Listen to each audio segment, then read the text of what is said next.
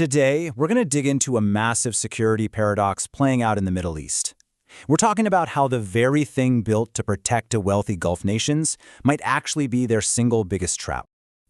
There's an old proverb from the region that just hits the nail on the head here. It's a warning about unintended consequences. And honestly, it sets the stage for this entire story. So hold on to that thought because it's key to everything we're about to unpack. Okay, picture this. It's the near future. Out of nowhere, missile strikes hit U.S. military bases across five Gulf countries at the same time. Qatar, Bahrain, Kuwait, the UAE, Saudi Arabia. In just one night, the entire security setup of the Middle East is just shattered. It's a terrifying thought, right? But how could something like that even happen? Well, to get to the root of this weakness, we can't look at the future. We've got to rewind the clock 36 years to be exact, back to 1990 and one man's catastrophic mistake. It really all kicks off with Saddam Hussein, and a moment that completely reshaped the region. See, the 1990 invasion of Kuwait wasn't just some random act of aggression. It was the one event that permanently changed the game between the Gulf states and the United States. So what was going through his head? Well, after a brutal 8-year war with Iran, Iraq was basically broke, and they owed billions of dollars to their tiny neighbor Kuwait. Saddam asked them to forgive the debt, but Kuwait says no. Not only that, they start flooding the market with oil, which crashes the price and hits Iraq's wallet hard. Saddam saw it as economic warfare, and his response? It was swift and it was total. And here is the absolute kicker. Saddam's invasion, which was all about solving his problems, accidentally handed Washington the one thing it had wanted for decades, the perfect excuse for a permanent military footprint in the Gulf. So the world's response was, of course, immediate. But kicking Saddam out of Kuwait wasn't the end of the story. No, it was the beginning of a whole new one where American bases would become a permanent part of the landscape.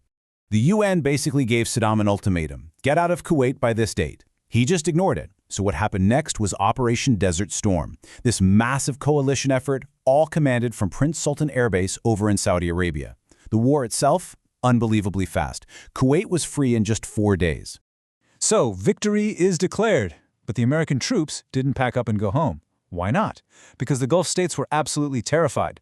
I mean, if Saddam could just swallow up Kuwait overnight, who is to say he wouldn't come for them next? They desperately wanted a security guarantee, and well, America was more than happy to provide it. The fence was going up. What started out as this temporary shield, it morphed into something way bigger, way more permanent. That one base quickly turned into this huge, sprawling network of military sites all across the region. And the scale of this thing is just immense.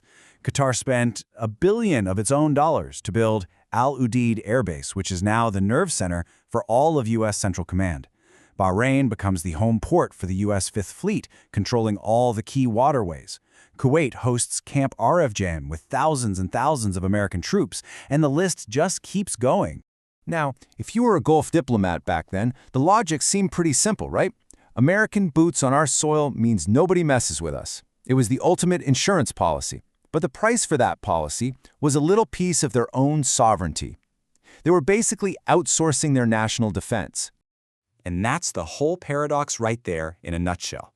They thought they were building a shield to hide behind, but what they were really building was a giant bullseye. So, let's fast forward to today. That whole calculation has completely flipped on its head. These bases, they don't just deter conflict anymore. In a way, they actually attract it. That shield isn't just a shield. Let's go back to that 2026 scenario for a second. Imagine the U.S. launches some sort of strike on Iran, and it comes from these bases in the Gulf. While Iran's response wouldn't be a strongly worded letter. It's a hard and fast rule in their military doctrine. Any country that hosts a base used in an attack on them becomes a legitimate military target, period. And there it is, the devastating, terrible irony. The Gulf states invited the U.S. in to protect them from a country like Iran. And now, in this scenario, Iran is attacking them precisely because the U.S. is there. The protector has become the provocation. The fence is now eating the crop.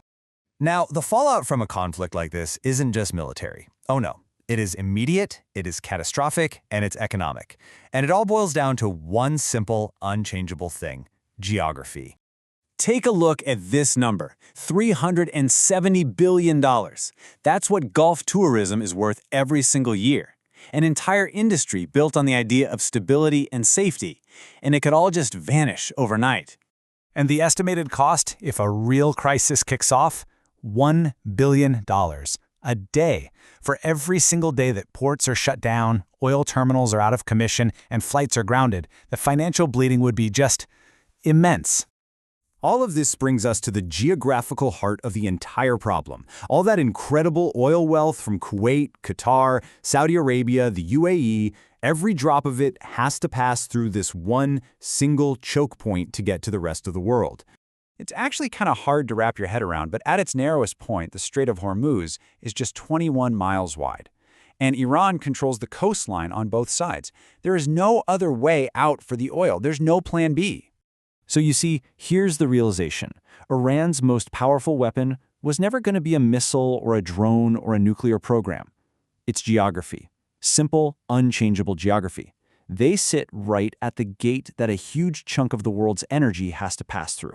So what do the American bases do in all this? They take that already existing vulnerability, that geographic fact, and they basically put it on a hair trigger. They create a situation where a fight in the region could instantly spiral into a global economic crisis, all centered on this tiny strip of water. And just like that, we're back where we started. The security deal that was born out of the fears of 1990 has, over 3 decades, turned into the region's single greatest liability. The fence that was built for protection has, itself, become the threat.